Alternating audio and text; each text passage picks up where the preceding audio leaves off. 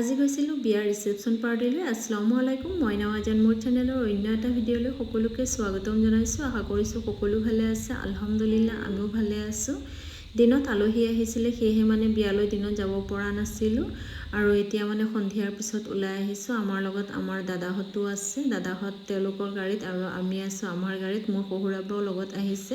মাহঁতৰ ঘৰৰ পৰা মা আৰু ডাঙৰ দাদা অহা নাই, বাকী সকলো আহিছে বিয়াত যাবলৈ। আমাৰ লগতে তেওঁলোকো যাব আৰু তেওঁলোক দিনত যাম বুলিয়ে ভাবিছিলে, পিছে আমিহে ক'লোঁ যেন আমি সন্ধিয়াপৰত যাম, আপোনালোকো আমাৰ লগতে যাব। আৰু বিয়া হৈছে ডাঙৰ ভিনীৰ ককায়েকৰ ল'ৰাৰ বিয়া।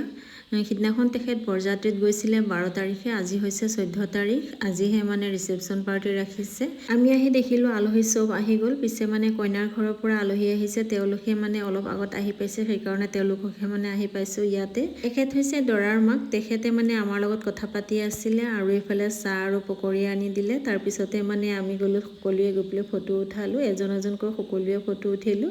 আৰু এইফালে আফনান আৰু সৰু ভাইটিৰ ছোৱালীজনীও ফটো উঠালে।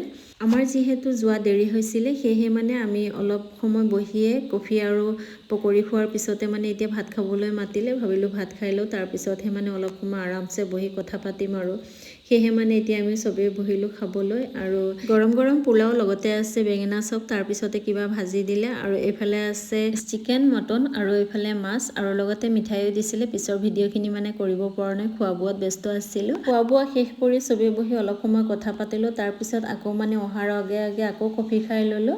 এতিয়া ৰাতি 10টা চাৰে 10টাই বাজিলে, সেয়েহে আমি এতিয়া ঘৰলৈ যাবলৈ ওলাই আহিলোঁ। আজিৰ ভিডিঅ'টো ভাল লাগিলে লাইক কমেণ্ট শ্বেয়াৰ কৰি দিব। আল্লাহ হাফিজ।